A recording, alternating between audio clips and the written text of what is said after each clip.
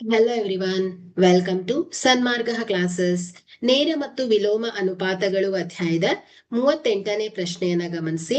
ಇಬ್ಬರು ವ್ಯಕ್ತಿಗಳು ಒಂದು ಮನೆಯ ಕಿಟಕಿಗಳನ್ನು 3 ದಿನಗಳಲ್ಲಿ ಜೋಡಿಸುವರು. ಸೊ ಇವರಲ್ಲಿ ಒಬ್ಬನ ಕೆಲಸ ಪ್ರಾರಂಭವಾಗುವ ಮೊದಲೇ ಅನಾರೋಗ್ಯ ಪೀಡಿತನಾದನು. ಸೊ ಆಗ ಆ ಕೆಲಸ ಪೂರ್ಣಗೊಳಿಸಲು ಎಷ್ಟು ಸಮಯ ಬೇಕಾಗತ್ತೆ? ಸೊ ಇಲ್ಲಿ ಕೆಲಸಗಾರರ ಸಂಖ್ಯೆ ಕಡಿಮೆ ಆದಾಗ ಕೆಲಸ ಮುಗಿಸಲು ಬೇಕಾದ ದಿನಗಳ ಸಂಖ್ಯೆ ಏನಾಗುತ್ತೆ? ಹೆಚ್ಚಾಗತ್ತೆ ಅಲ್ವಾ? ಸೊ ಹಾಗಾದ್ರೆ ಇದು ವಿಲೋಮ ಅನುಪಾತ ಆಗತ್ತೆ. ಸೊ ವಿಲೋಮ ಅನುಪಾತದ ಸೂತ್ರ ಏನ್ ಹೇಳಿ? x1 into y1 is equal to x2 into y2. So ಇಲ್ಲಿ ಆರಂಭದಲ್ಲಿರುವಂತಹ ವ್ಯಕ್ತಿಯ ಸಂಖ್ಯೆ ಎಷ್ಟು? 2 ಆಗಿತ್ತು. ಸೊ ತೆಗೆದುಕೊಂಡ ದಿನಗಳ ಸಂಖ್ಯೆ 3 ಆಗಿತ್ತು. ಸೊ ನಂತರ ಉಳಿದಿರುವಂತಹ ವ್ಯಕ್ತಿಗಳು ಅಂದ್ರೆ ಒಬ್ಬನಿಗೆ ಏನಾಯ್ತು? ಅನಾರೋಗ್ಯವಾಗಿದೆ ಅಂತಾದ್ರೆ 2 - 1 ಅಂದ್ರೆ ಒಬ್ಬನೇ ಉಳ್ಕೊಂಡ. ಸೊ ಅವನಿಗೆ ಬೇಕಾಗುವಂತಹ ಅಂದ್ರೆ ಆ ಕೆಲಸ ಮುಗಿಸ್ಲಿಕ್ಕೆ ಅವನಿಗೆ ಬೇಕಾಗುವಂತಹ ಸಮಯವನ್ನ ನಾವು ಫೈಂಡ್ ಔಟ್ ಮಾಡ್ಬೇಕು. ಸೊ ಹಾಗಾದ್ರೆ ಇದನ್ನ ನಾವು ಕೋಷ್ಟಕ ರೂಪದಲ್ಲಿ ಬರ್ಕೊಳ್ಳೋಣ. ಸೊ ಏನಾಗುತ್ತೆ?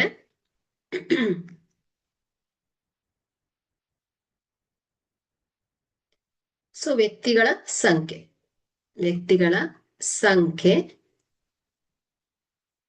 ಸೊ ದಿನಗಳ ಸಂಖ್ಯೆ. ಸೊ ಇಲ್ಲಿ ವ್ಯಕ್ತಿಗಳ ಸಂಖ್ಯೆ 2,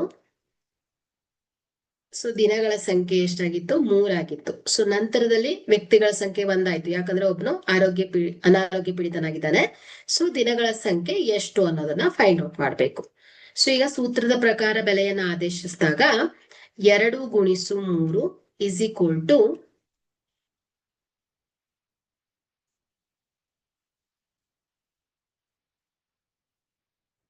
1 × y2 ಆಗತ್ತೆ.